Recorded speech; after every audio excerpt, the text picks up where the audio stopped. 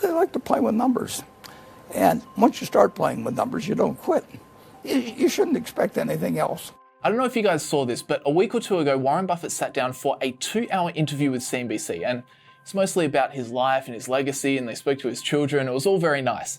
But then something happened at around the 49-minute mark, and he just unleashed a tirade on big tech pay packages and the 2 core strategies that these CEOs use to be able to continually increase their pay packages year after year after year, just no questions asked. So in this video, I want to show you guys exactly what Warren Buffett said in this interview, and I really want to explain those 2 strategies that Buffett talks about. Charlie was always a huge preacher on incentives. And what do you incentivize by this? And before we got started, I actually wanted to announce something that has been in the works for well over a year at this point. And that is this book. I have written a book. Can you believe it? The New Money Strategy. It's being published by Wiley. And this is essentially a full step-by-step guide to the strategy that all the great value investors of the world use. I'm really, really proud of this book, but if I'm being honest with you guys, I really need your help. I have a super, super massive ask. So this book officially comes out on May the 12th, but in the publishing industry, pre-sales are absolutely everything. They effectively determine the success of the book. So I typically don't like panhandling, but if you guys would like to support me, it would really, really mean the world to me if you pre-ordered a copy. Now, to sweeten the deal, I also have a few things to offer for those that submit their pre-order receipts to the Google form in the pinned comment and in the description, including a major prize that money can't buy, and that is that I will fly you from anywhere, mainland USA, to Omaha for the Berkshire Hathaway shareholder meeting, and you're invited to join myself, Hamish Hodder, and Phil Town for an exclusive 45-minute lunch. Yep, just the 4 of us. What do you think of that, Warren? You couldn't think of a way to incentivize people more. So if that sounds like something you'd be interested in doing, submit your pre-order receipt to the Google form and I might see you in Omaha. Either way, I just wanted to say a massive thank you to you guys. Honestly, projects like this don't go anywhere without an audience. So thank you very, very, very much for your support over the years. And here's the actual Buffett quote. You couldn't think of a way to incentivize people more to kick up their own salaries than have them read what somebody next door is making. It's just exactly the opposite of what's intended. What else do you think is stupid in business these days? A lot. Have a look at this from the Economic Policy Institute. In 1965, CEOs of major US companies earned about 21 times the pay of the typical worker. But fast forward to 2024, and this pay discrepancy had risen to 280 to 1. Now, this spike largely occurred through the 1990s, but even after the dot-com bubble burst, CEO paydays remained remarkably high, and they haven't changed. And when we get to the pointy end, I'm talking big tech, paydays are even higher. Google CEO Sundar Pichai took home $226 million in 2022. Tim Cook took home $75 million in 2024. Satya Nadella made $96 million last year. Jensen Huang made $50 million last year. Zuckerberg $27 million in 2024. The list goes on. And Warren Buffett really called this out in the interview. In his eyes, there are 2 core ways these CEOs have been able to do what they've done. And the first is peer benchmarking, or as Warren Buffett described it, the ratcheting effect. Quite properly, courts or ruling bodies or whatever thought, the shareholders are entitled to know how much the CEO earns, and there ought to be an explanation. So they stick in there one item that is, how does your salary compare to the average person's salary? It's like 200 to 1. And they think that's going to embarrass CEOs. And, of course, what it does is if the CEO of ABC looks at this thing and he looks at the XYZ company and he thinks, I'm smarter than these guys and I'm working harder. Whatever they get, I ought to get that plus some more. And then you get this ratcheting effect. And the compensation committee gets some expert that the corporate secretary picked out who's got the same interests. And you couldn't think of a way to incentivize people more to kick up their own salaries than have them read what somebody next door is making. It's just exactly the opposite of what's intended. What Warren Buffett describes in this clip is a feedback loop that has developed over time that naturally inflates CEO pay. Instead of paying CEOs based purely on long-term business performance, in the late 80s and the 1990s, boards began relying on compensation consultants to tell them what a competitive CEO package should look like. Now, this seems like a good process, right? Get some independent advice on what the CEO should be paid to avoid bias. But unfortunately, it had the complete opposite effect, because what those consultants would do is group CEOs into peer groups and rank pay into quartiles. You had the bottom 25%, you had the middle, and you had the top 25%. Now, here's the problem. No CEO wants to be below average, right? It's kind of like the stat where if you ask 100 people whether they're better than the average driver, more than 50% of the respondents say yes, they are. So if the consultant says that your CEO is paid in the bottom quartile, the board almost always approves a raise to move them closer to the median or even above it. But when one CEO's pay is raised, another CEO falls into the bottom quartile.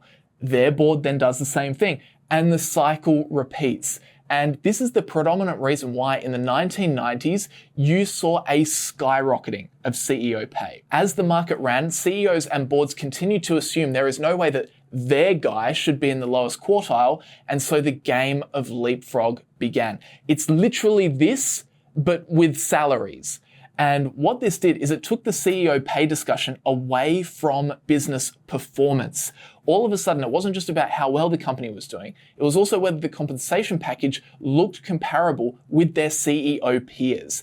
And this is exactly why Jack Bogle, the founder of Vanguard, said in 2008, much of the responsibility of our flawed system of CEO compensation, I believe, can be attributed to the rise of the compensation consultant. Back in the day, Warren Buffett put it even more bluntly, calling the typical consulting firm ratchet, ratchet, and bingo. So these firms would just continually tell CEOs that they could be paid more and more because, as Jack Bogle put it, if they're a firm that gets known for recommending lower pay or tougher standards for CEO compensation, they likely wouldn't be in business for very long. And so the compensation packages soared. And this continues to this day, although it happens in a slightly more roundabout way to make it look even more unbiased and legitimate. And this is where Buffett's second pillar comes in, the independent directors. So these days, companies will appoint what they call independent directors to sit on the compensation committee. These independent directors are supposed to protect shareholders, right? They don't work for management, they're not employees, and they're meant to bring objectivity to decisions like CEO pay. So usually they'll form a compensation committee, which is just a small subset of the company's directors. That committee is responsible for designing the CEO's pay package. But in practice, they almost always rely on those external compensation consultants we discussed earlier, who benchmark pay against peer CEOs, rank it in quartiles, and tell the board whether their CEO is below market. But here's the thing that's different today. Even after they receive the recommendation, it's still the compensation committee made up of independent directors that technically decides yay or nay.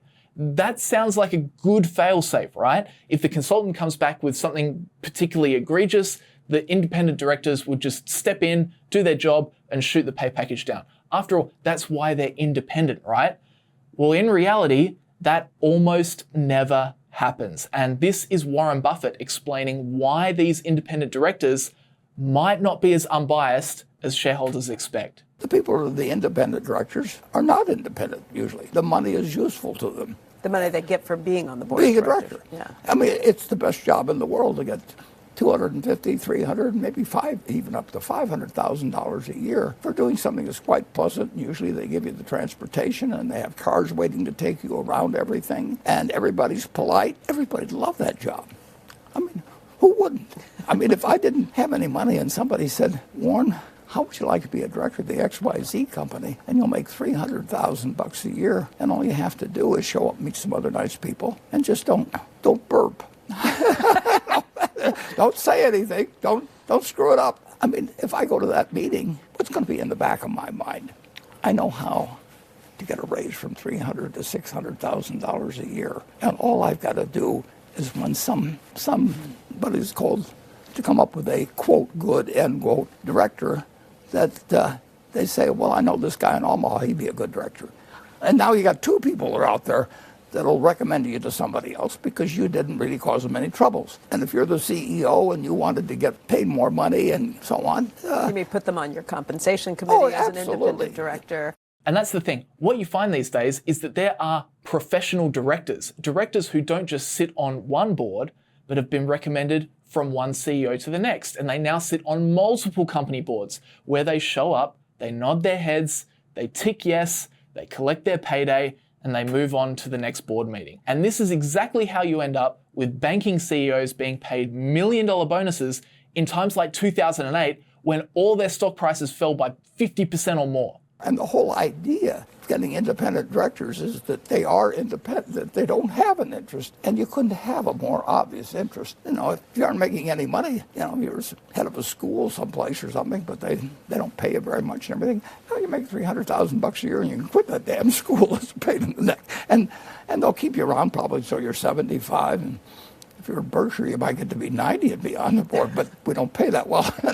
But it incentivizes. You know, Charlie was always a huge preacher on incentives. And what do you incentivize by this? And that's how it works. The two core pillars that give rise to these enormous CEO pay packages. The compensation consultants that keep the game of leapfrog going, and the independent directors that are just happy to be there. And this is literally why I spend so long in this very book talking about assessing CEO pay. Because as Charlie Munger would say, show me the incentive and I'll show you the outcome. At the end of the day, there are many different ways that a CEO can be paid, from salary to bonuses to options or stock units to perks like private jet travel, health insurance, club memberships, etc. And inevitably, when looking at executive compensation, you will come across these massive paydays that seem totally egregious. But the most important thing you can do when looking at a CEO's pay is simply assessing whether it aligns with long-term shareholders. That's the most important thing. And one of the easiest ways to check that is that their salary pay is the lowest part of their compensation. And the incentives, so bonuses and stock awards and options, etc., those items are tied to long-term business performance or long-term total shareholder return. Take Elon Musk's 2018 pay package, for example. While it is stupidly big, the key thing is he only gets the payday if the long-term Tesla shareholders also get a giant payday. For his pay package, it was cut up into 12 tranches of stock options. And for him to receive the next tranche, Tesla needed to add another $50 billion in market cap and also hit operational milestones in terms of their revenue and EBITDA. Now, while EBITDA can be gamed a little bit, and it'd be better to use net income instead, the overarching point here is that Elon only got paid if the business grew and the shareholders made their money. And by tranching the options this way, it means that each tier of the package becomes increasingly lucrative. So for Elon to really cash in a big way, he needed to think longer term, not just try and game a short-term rise in the stock or pull some sort of short-term growth levers in the business that might come at the expense of long-term shareholders.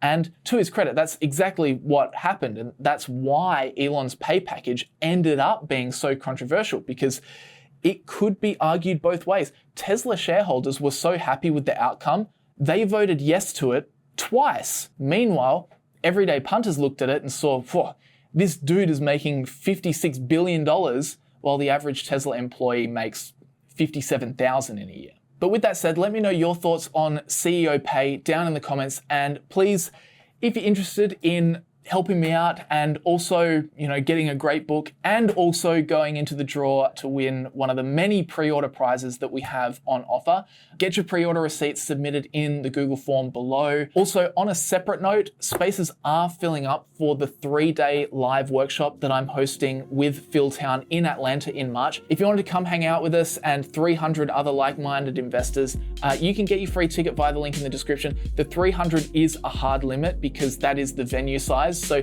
if you're keen to come and learn the Warren Buffett approach live and do all the fun things like the exclusive barbecue at Phil's personal horse farm, definitely get your ticket now. We had really, really great feedback, lots of great testimonials from the first one we did. So you definitely won't be disappointed. All right, thanks for watching, guys, and I'll see you all in the next video.